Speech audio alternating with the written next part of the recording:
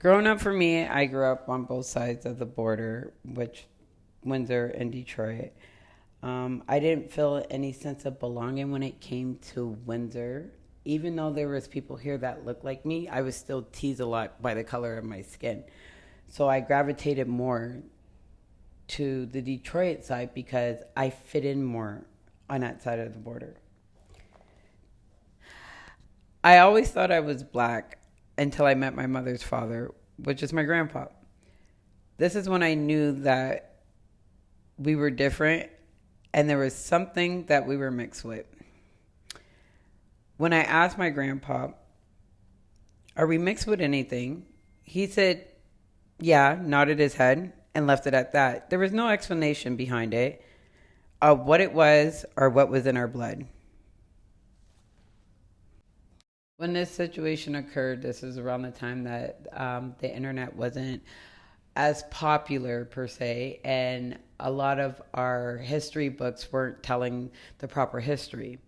I then went to my father and asked him, "Did you know that we were mixed with Native?"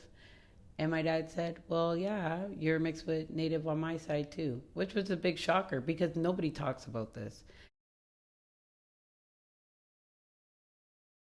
A lot of family members are now finding out where they come from and where they belong.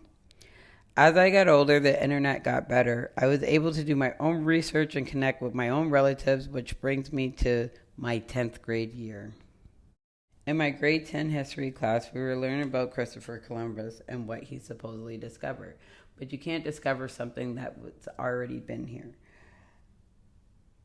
I then told my teacher that the information that he was teaching our class was false information.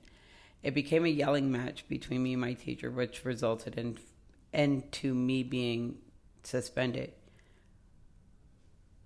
Which decades later, the truth surfaced, and I was indeed telling the truth.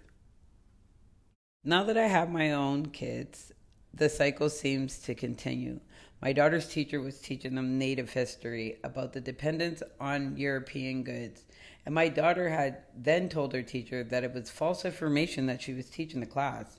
The teacher told my daughter that she was wrong and sent her home discouraged and upset. My daughter then talked to my mom about it, which then resulted in my mom writing a letter to her teacher with the true facts of the situation. Though my daughter told her teacher that she was indigenous, the teacher still looked past her and discredited of what she said.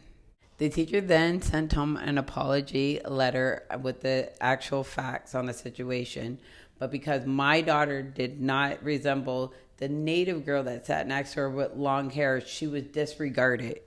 The teacher then stated that she was going to change the curriculum, but she can't change something that she has no authority over.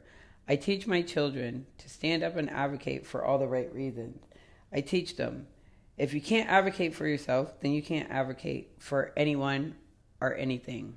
To all the children, don't let anyone tell you you're not worthy enough.